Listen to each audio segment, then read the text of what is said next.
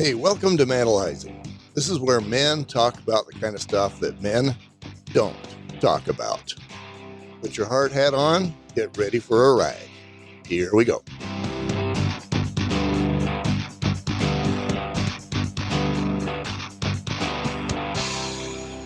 Hey, welcome to Manalizing. In this episode, I interview Riley and Jordan Hanks. These guys are made for sharing their story, and what a story they have to tell. There are a couple of places where we paused. One, because he was being emotional and he needed a Kleenex. What he said during that break, I couldn't take it out.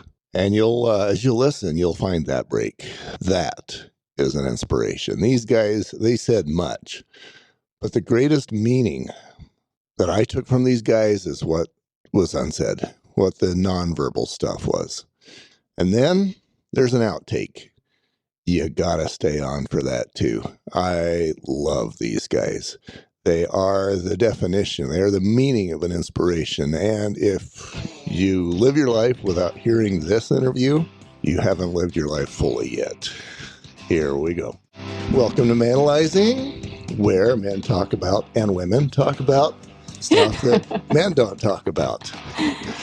So, Jordan, you've been on before. Yes, and it was so fun. I'm so glad to be back. That was, I can't tell you how many people have come back to us and said, my goodness, I don't know her, but I sure wish I did. Oh, that's so nice to hear. You're an inspiration.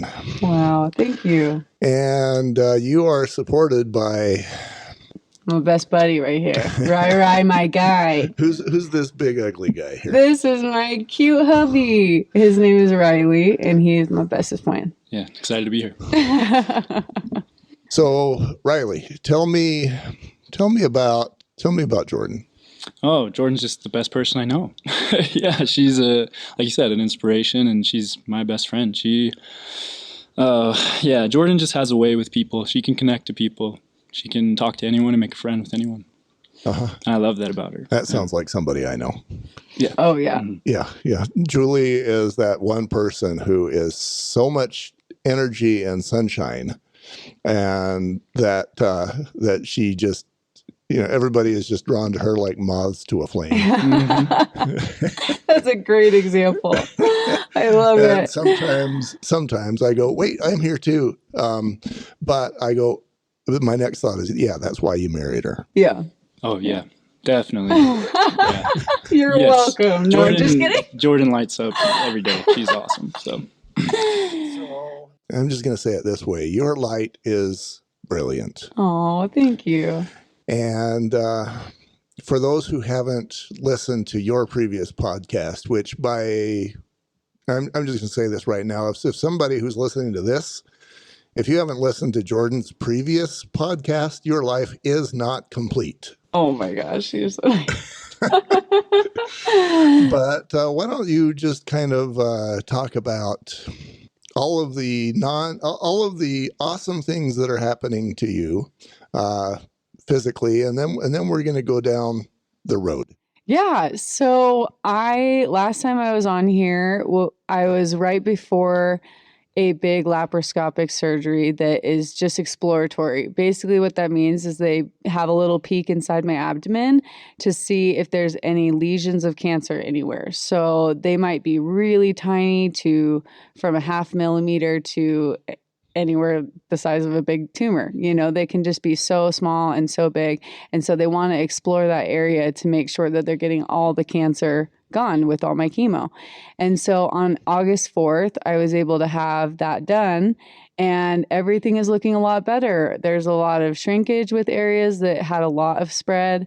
And then with certain areas that they biopsied, there wasn't any cancer that they thought could be cancer. So that's really, really good. So we're looking forward to the future, 6 months of chemo, and then maybe some more exploratory laparoscopies for me in the future. So you're not just finding out that you may have cancer. Right. Not may have cancer. Definitely got cancer. But yeah, so. Riley, talk to me about the day that you found out she's got cancer.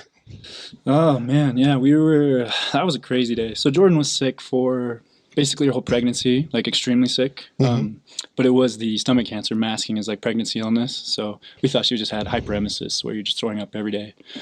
And so Jordan was throwing up for like a year straight, like an insane amount of nausea and vomiting. And so we finally went in one day thinking that she was just losing a lot of weight. We had to do feeding tubes and all sorts of IV infusions and stuff to keep her going because she was just vomiting so much.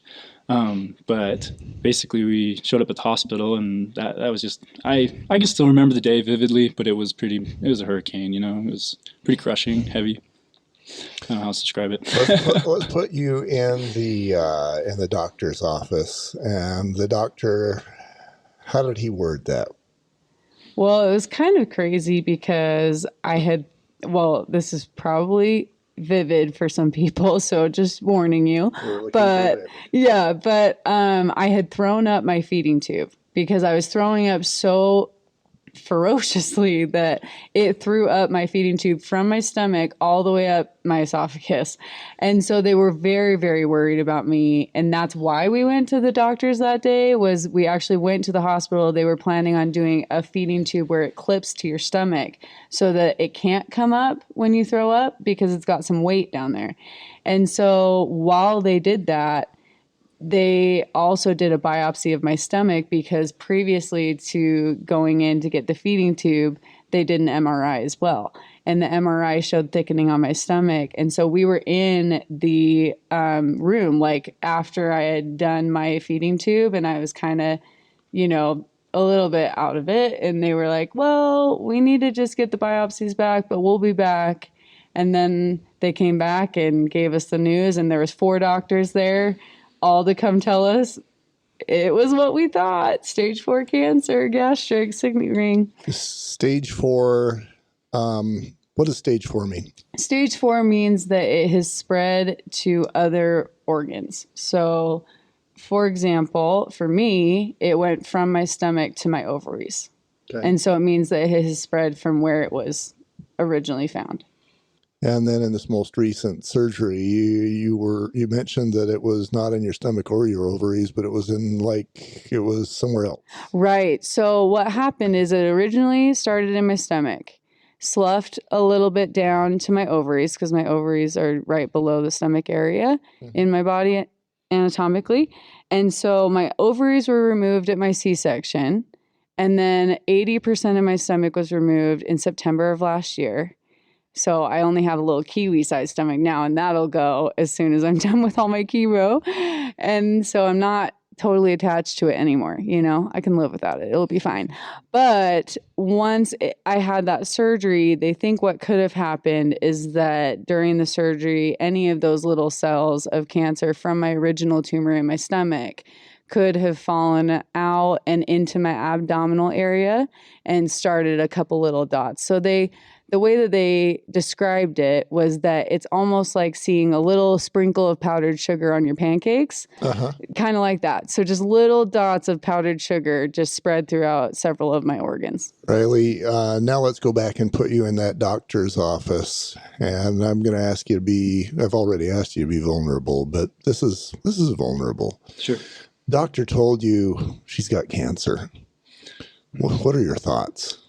Well, because she was so sick beforehand, honestly, it answered a lot of questions. Like, we've seen so many doctors and trying to figure out what's wrong with her, you know? And so I'd say that day was tough, cried a lot of tears, but I would say that day brought some closure, actually, you know, gave us, well, this is what it is.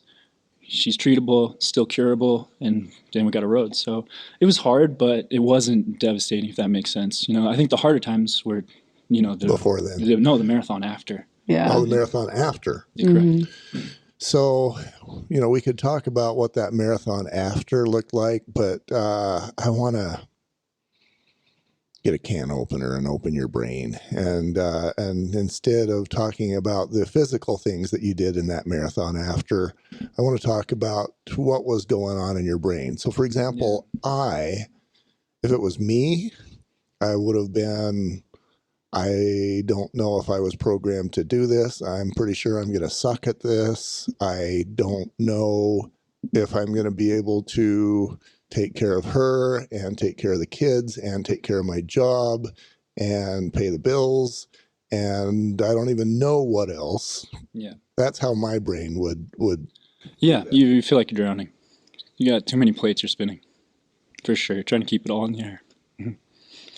And Jordan, yeah, like she, going back to that day and the emotions I felt, we had a lot of other things too. I was becoming a new dad, his first baby. We're wondering if we could keep him, so, and we're also just very young, like, so obviously the feelings were, sorry, I get a little emotional.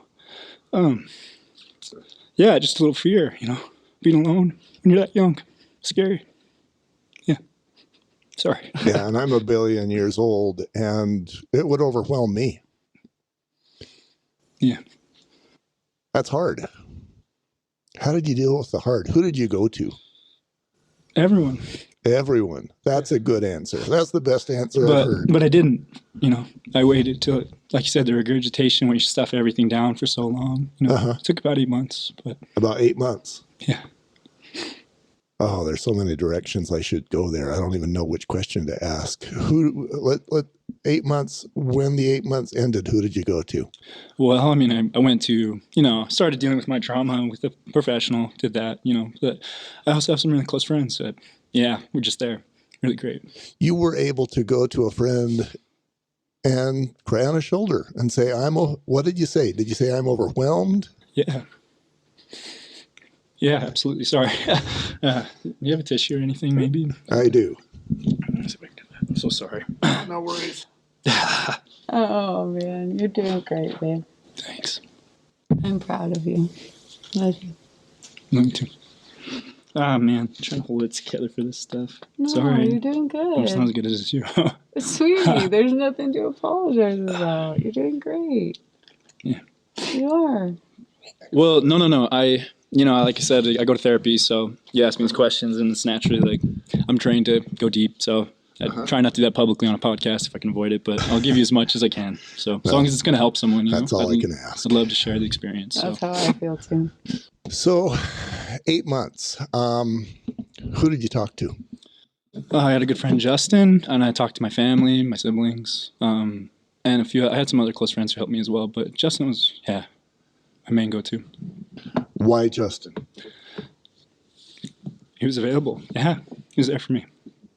So I have a good friend who I talked to him about this podcast, Manalizing, and he didn't want to do it. It was too much. Yeah. And I had forgotten this whole event, but there was a moment when I was going through that divorce, and he goes, "You came to me and you tried to talk to me, and I set him up for failure. It's my fault." But he was at work. He ran a glass business. He was installing glass. He was taking phone calls, and I was trying to talk to him about my issues. And so he was giving me the best kind of answers that you can get if you're priority number 3.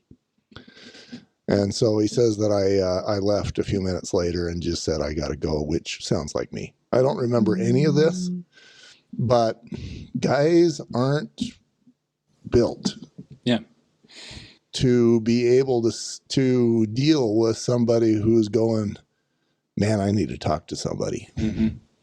Well, and it took me a long time to get to that point where I would talk to anyone. So a decade ago this year, my best friend passed away, and I kind of went stoic. Like, I didn't feel emotion, apathy for everyone and everything. And I didn't go to therapy. I just did the gym, got really yoked, and obviously attracted Jordan, and that was great. Come on. I was attracted to more than that. But that was my therapy at the time, was the gym. And this event was basically, because I had piloted everything for about 10 years, I was going to explode. So you were going to explode. Yeah. Because you'd been stuffing stuff down for so long. Decade, yeah. Mm-hmm. I'm going to say the gym is probably better than, I was interviewing another guy, Todd, he's a man's man. He's He knows his guns. He teaches guns. He knows his knives. He can talk about knives with anyone. If you need somebody in your corner, if there's a zombie apocalypse, you want to be around Todd. That sounds like somebody I know. Yeah, me and Todd sound like we'd be friends. Yeah, So. yeah. They sound like they'd have a lot to talk about. And he was a cop, and he was dealing with human trafficking. Oh, that's hard. He was arresting guys who'd just barely raped a bunch of 6-year-olds. He was that guy, and he didn't go to the gym. He turned to his good friend Jack Daniels. Oh, yeah. And that's so sad. That's probably not the world's best friend. So at least you didn't turn to Jack. But I still covered it up, I mean, Jack would be just the way to, just like you said, stuff it down in a more harsh way, right? But we all mask it, we all hide it and bury it with something, So you were actually able to go from masking and burying. Talk to me about when you stopped masking and burying. Yeah, so where do I start with that? So Jordan was really sick. She's getting a different chemo treatment than she is now, or she was at the time, and it was probably the harshest chemotherapy you can receive, so she was pretty much just in bed. And we had a little baby who, his lungs weren't fully developed, so, it was just kind of solo caring for a NICU child in her home, and so it got really hard. Yeah, and so... You can get all the help in the world, but being the sole parent to a child that needs help and a wife that needs help is just another level, right? Like we still had help with family, and it doesn't matter. I'm also a manager at a great company, and I had to step down from that, like I said, spinning too many plates. And so, like life just got so full that, we had to unpack some things. I had to go talk to people. And you finally did. I did. What was the tipping point? Yeah, I felt like your mind, felt like your mind's going. If you were to give, how old are you now? I'm 31. If you were to give, how old were you when you found out she had cancer? It's been a year, so 30. You were 30, yeah. Okay. I was turning 30. You were 30. 31-year-old you is giving 30-year-old you advice. I think I would have handled things differently than I did. I didn't do perfectly, but hindsight's 20/20, right? I could give myself a lot of good advice and probably help myself, but I think, if I had to do that, the advice I would give would be, just do it sooner. Do what sooner? Talk to people, reach out, get help. When your life is so crazy, you just need help. You need people. Talk to people. What if the guy you talk to, again, I'm filtering this through my own brain. Yeah. What if the person you talk to is going, man, I don't know how to deal with this. Let's talk about the Buffalo Bills instead. Yeah. I don't know. I needed an outlet, so I would keep looking for an outlet probably. And if that's your close buddy, you can't expect that, because I did have other friends that I couldn't open up deeply in certain ways to, because it's just not them, So having this friend that was open to talk about this, and I'm not trying to share his business, he'd been through some hard times too, so he understood maybe the man, the stuffing it down and the feelings. So he was open to it. A lot of the time too, it would be just hanging out. We wouldn't talk about things. It would be just mainly having someone to hang out with. And, for me, a break in routine was huge, with taking care of a NICU baby and Jordan. And so, we were able to get a break from routine. Getting a break from the sick house. Yeah. The sick house. And I'm going to ask you what may be an obvious question, but there came I'm sure many times, most of many days, when it was like, this is more than. Yeah. I know you couldn't go to Jordan because I know you can't, but I'm going to ask you that question. Why couldn't you go to Jordan? She's fighting her own fight, I'm just going to pile more weight on her. Can't do that. So can't do that. My shoulders can handle it. Honestly, they could, and like I said, we're really lucky. Like, we can talk about the challenges and the hard times, but honestly, we're getting through it, and we're really blessed. We're very lucky to have each other, and when I have a hard day, Jordan has a good day, and when she has a bad day, I have a good day, and it works out good. Yeah, I totally agree with that. I think that's why it's so important as couples to have each other's backs, because you're not always on at the same time, and you're not always off at the same time. It's like it's a push and pull, and it's something where he needs something in a certain way and then I have to give it that way, and then I need something a certain way and he gives it the other way, you know? Yeah. Like physically or emotionally or mentally or spiritually, all of that, you know, plays into this, and it's this, you know, game of lifting each other up and moving forward, right? Yeah. So I'm thinking again, if it's me, I'm gonna go. I can't unload that on her. She's got her own issues. Mm-hmm. It's selfish for me to unload that on her.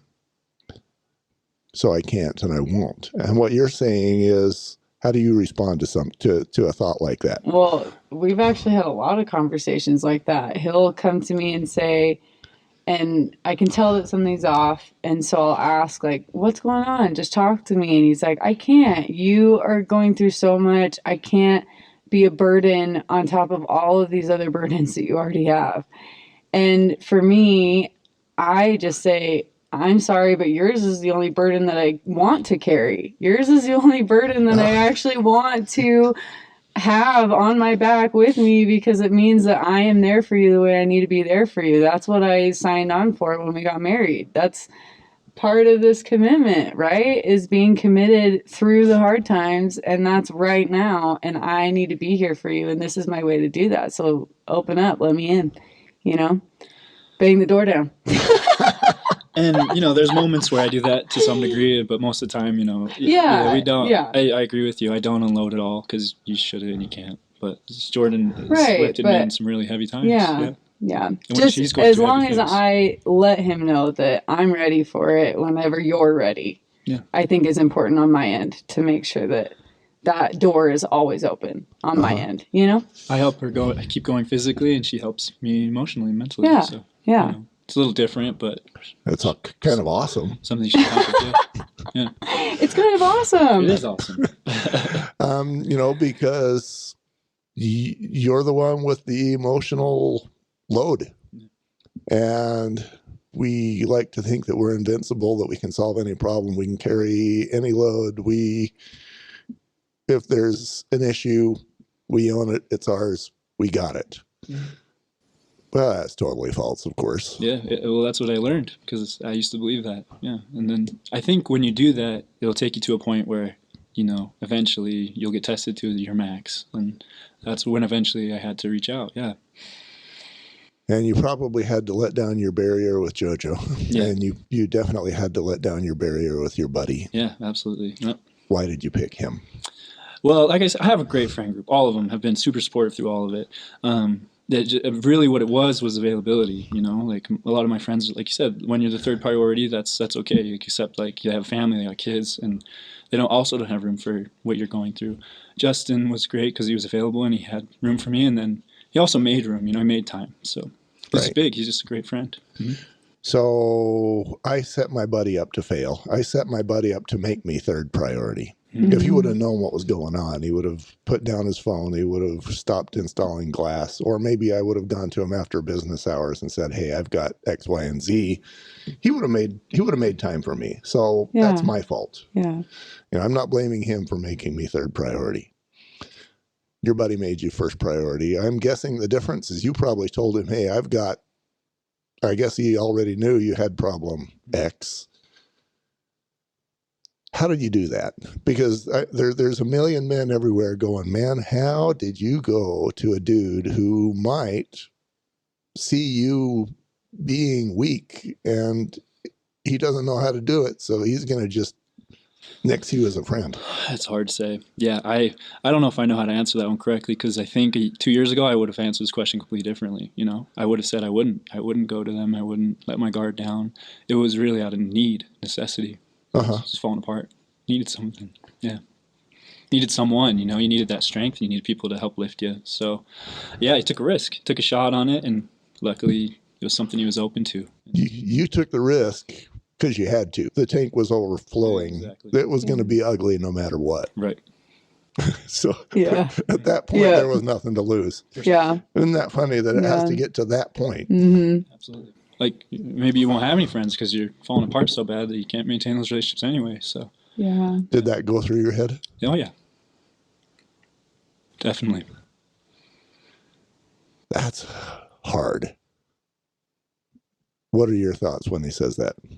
I mean, it's such an interesting thing for me because, like he said, my first chemo, I was like a ghost walking. I mean, I was still there, but I wasn't there. I wasn't there emotionally. I wasn't there, um, mentally. I was there physically. My physical body is here, and I would get up out of bed to throw up. I would get out of bed to go to the bathroom, but that was it. I was in bed, bedridden. I had nothing, going on up here. I didn't have all my faculties with me all the time. And so it's so interesting because when he did finally come to me, like he said, 8 months later, it's when I'm coming out of this crazy coma fog almost and coming out of a month stay in the hospital and coming out of all of these things where I'm finally starting to get back to a full grasp of reality, if that makes sense, just because I had been in just kind of this crazy. You were a zombie. Yeah, I was a zombie. Yeah, exactly. And so when he did finally open up to me and he was talking to me about this breaking point of like, I am, how did you describe it? You said, I am self-inflicting all of this and I'm going to lose everything if I don't become vulnerable and talk about all these things. Self-jeopardizing or Deprecating? yeah, almost. Yeah, like you're causing it on yourself. Like you're causing all of the loss by thinking that you're going to lose everything or does that make sense? I've heard a number of marriages where she is having whatever issue, and he goes, and after whatever amount of time, he goes, "I'm not enough. I can't do this. This is out of my capacities." And so he leaves. And then everybody decides that he's a monster because she has a hard time and he's out. But I think if a guy doesn't turn to that friend, if he doesn't find somebody, we'll all be overloaded. Any of us. Yeah, absolutely. And I think that's what it was. It was just such a shock to me because, like I said, I wasn't there. And then all of a sudden I'm like, whoa, like you are in a really hard emotional place right now. How can I be there for you now that I can be there for you? And then I was so grateful to his friend Justin that was able to be there when I couldn't be there, because he talked to me about this after he had already been talking to Justin and finally felt comfortable to talk to me about all of these things. And so I was so grateful that Justin was there. I'm so grateful that he had been building this relationship with him enough that he felt like he could risk it and talk about all of these things because I wasn't able to be there, which was a really sad thing for me because I want to be there for him every way I can. And I wasn't able to do that for a long time. So that was hard. Yeah, I hear you say you want to be there for him, and then I identify with your place because I'm there too. As like, I am not going to add to your issues. You've got enough. And then I'm going to go back to you, and then it's like, but I want to be there. Yeah. And then I go back to him, and he's like, I can't put another pound of load on your plate. What's the answer? Well, I think if it was, I just feel like in my head, this is the way that I see it. And I don't know if this is how you see it. So I'm kind of like, okay, well, let's see how this goes. But I just feel like, okay, clearly the brick wall is there. It is full of bricks and it exists. So for it not to be talked about between both of us means that he's trying to take it down brick by himself. And if there's 100 bricks and he's doing it by himself, it's going to take longer and it's going to be much more difficult than if I come in and start unloading some bricks. So yeah, I might be taking on a load for a minute, but that load will get dramatically lighter faster if we do it together. Does that make sense? How did it affect your relationship when he came to you and he said, I've got the following issues? I mean, it made me feel like I finally was able to see what he was going through. It made this, it's like when your windshield wipers are just wiping so fast, trying to get rid of the rain. And it's just like, keeps coming, keeps coming, keeps coming. And then as soon as he started talking to me about it, the rain kind of lightened up a little bit. And even though the wipers were going just as fast, I was able to see a little bit better into what his problems were so that I could be there and know, okay, here's where I can kind of fit and here's how I can help and here's something that I can do, or here's something that I know could help you with somebody else too. Like, this is something that you could take to this person, or this person could help. And it helped me to be able to see a little bit better into what was going on. Right. You know? And I guess I might as well just say, like, I have pretty bad anxiety with this. It's something that kind of spurred off of all this Oh, I would imagine. Yeah, a lot of stress. And basically, oh, I lost my thought. But yeah, when I went to Jordan to tell her that, all that stuff that was going on, it was a release for me, you know, and I'm just grateful her capacity was large enough that she could take on that little bit and hear me out. But then I did. I went and sought professional help, so that's an outlet, someone I could talk to, and I had a lot of friends. So I'm going to ask you the same question. How did it affect your relationship with her when the day that you opened up to her? Well, it was really hard to open up. And I think because my family and her family and all the people around us don't really, like, mental health's not talked about. It's not really an acceptable thing. None of us do. And that's, you know, so it was very hard to explain this issue because I didn't know what it was and I didn't know how to talk about it, especially people who don't understand it. So it was really hard, especially, and Jordan too. She's so positive, and that's like we bounce each other out really well, and that's why this relationship works out so well. So she couldn't really empathize or sympathize with the stress and anxiety and depression stuff. So it was like a huge burden off my shoulders once I could just talk about it. I'm going to guess, and again, I'm putting myself in my own brain. I'm going to guess that if it was me and my wife, she might scream at me. She might say, "Why are you offloading this on me? I've got enough issues. Deal." And then you go back and you hide in your cave and you go, "I'm not enough. I can't." Yeah.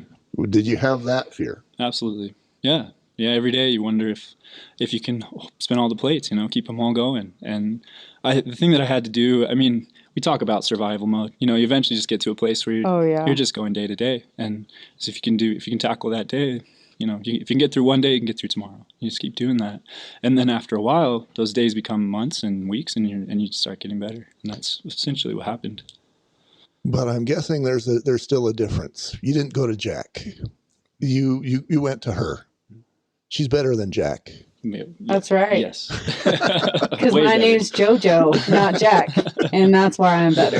I'm just kidding. So there's ways. What I'm getting at is there's ways to deal with it badly, and then there's ways to deal with it better. Yeah, and I wouldn't judge anyone if they dealt with it poorly. You know, like, life is crazy, and everyone's gonna have, you know, something that's gonna break them eventually.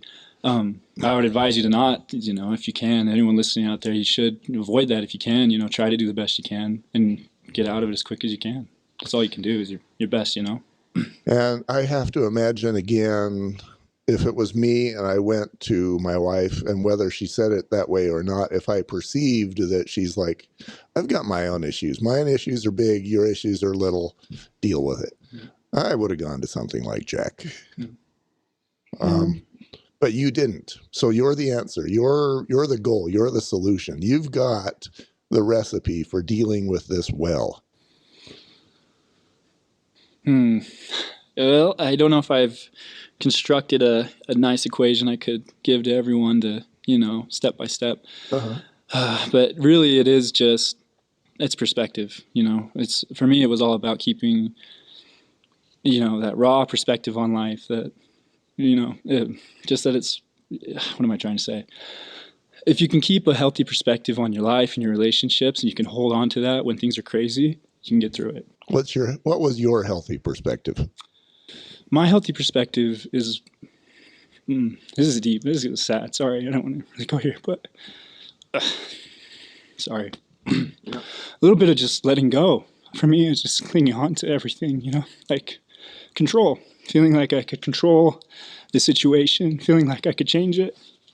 You know, wanting to take away the trial she's facing, all the hardship and stuff. I've been realizing when you can't control it, and just do the best you can every day. That's really it. If you can keep your perspective and do the best you can, you'll keep going. Yeah. Sorry. That's awesome. That's really, that's what it was for me. I find that I have bad days when I don't have my perspective correctly, you know? So when I don't try to control it, when I just live in it and live the best day I can, it's happy. It's good. Yeah, really good. It's great, actually. So, but I didn't used to live like that. I didn't need to. It's really just the crazy life events that kind of pushed us there. So, My first thought was, my goodness, that's so good. We should end this podcast right now. I'll let that be the last word. But I got to do one more. This is the tough question, and you guys can decide between the two of you who gets this one. How has Jordan's cancer and all of the stuff surrounding it been a blessing to you? yeah, do you want to take it, or Well, we both can? I feel like we There's a both lot. should. I think, Yeah, you go first. I think, man, there's so much good that has come out of this. And I know it has caused a lot of damage to both of us in different ways. Like you said, his has been a lot of emotional damage from this. Mine has been a lot of physical damage from this. And it's just, like you said, we carry the loads differently. There is different loads for us because one is going through physical problems, one is going through the emotional turmoil of the physical problems. So it's a lot. But it truly has brought so much good. I mean, we have our beautiful little son who is the cutest little light of our life. He's He is so adorable. We call him our little gremlin because he just makes these funny little monster noises all the time. He's just a great. crack up. He's great. And he is just such a blessing to us. I mean, the blessing of what has happened for our relationship, of our communication, we get down to the raw nitty gritty of everything. And I think that's so helpful for us. I mean, right now it's hard. Yeah, like there's ups and downs with that communication, but that communication capability is now there and it's established. And now we're going to have 30 years of solid, rock solid communication, rock solid companionship because we've gone through this so early in our life. And I think that's really cool. I mean, I am so grateful that it happened now so that we can grow together rather than growing and then all of a sudden colliding, if that makes sense, later on in our life when we're already like set in ways. It's like we really are adapting and molding together so early and so fast. And it's really been a great blessing. And I think that all the love and support that has come from every avenue and every facet to both of us. I mean, his friend group, my friend group, our families, our like huge social circle that has just completely poured all this love on us. I mean, it is overwhelming. And I think that's been a huge blessing too. But I think it also solidifies all of your core values as a human, all of the things that you truly care deeply about, those are the things that you realize are still around even after a year and 4 months. Does that make sense? Like all the little crazy things of life kind of melt away, and then you're just stuck with what is really, what really matters. Yeah. Us, our family, our relationships with people, that's what matters. Our relationship with our Heavenly Father that we care about, and our relationship religiously, like all of that is what we care about. And that's what keeps us grounded. And that's what helps us to just be able to move forward because we have all of this solid foundation now, because that's all that there is, right? Everything's just whittled down to the foundation. And that's when you really know what you have. And we're just super blessed. Yeah, we're incredibly blessed. I mean, I could just echo everything Jordan just said. But yeah, all of our, we have a huge tribe. So shout out to them. They've all been so supportive and helpful. And I'd say all those relationships have improved through this trial. Not just me and Joe have grown closer, me, Joe, and Micah, but all of our family, all of our friends have come around and tried to help us through this. And yeah, I'd say that's like a huge blessing, as all of our relationships have gotten better because of the hardship, which is, I think, pretty cool. All of your relationships. Yeah. Oh, yeah, absolutely. The thought occurs to me too that purpose of this life is to create who we are. Mm-hmm. And what I see is that you both have surpassed pretty much everybody in town. Your relationship with each other is there's not words that I would even try to describe. Who you are personally, individually, inspiration to everyone. Oh, thank you. And who you both can be to the next million people who have your situation. You found the path, dude. You're the recipe. That doesn't happen. I mean, it wasn't easy. I wouldn't recommend anyone walk that road if they don't have to, but I'm grateful for what I've learned. Yeah. I've learned a lot. I have a good friend who has a daughter, and I love her like she's my own. She was in high school when she said this. She says, when you meet somebody, treat them like they're hurting because they probably are. Mm-hmm. And I thought, man, you got a whole lot more wisdom than me, and I'm like 100 times your age. So you say you wouldn't recommend it, and maybe everybody else doesn't have your circumstances, but they have circumstances. Yeah. And a lot of them are probably harder than what, we're not blind to that. We go up to the Huntsman and we see people who go through much harder stuff than what we do too. So. Oh, yeah. Thank you both. Hey, thank you for listening to this Manalizing podcast. I appreciate it. I don't go hunting for men with big stories and big issues to deal with. I find that pretty much any man that I talk to, he's going to have a story. If you're inspired by what you hear, here's my invitation. Join us. Join Manalizing. Manalizing.com. Lift and be lifted. Help other men and allow other men to help you. Let's do this together. We look forward to meeting you. Manalizing.com.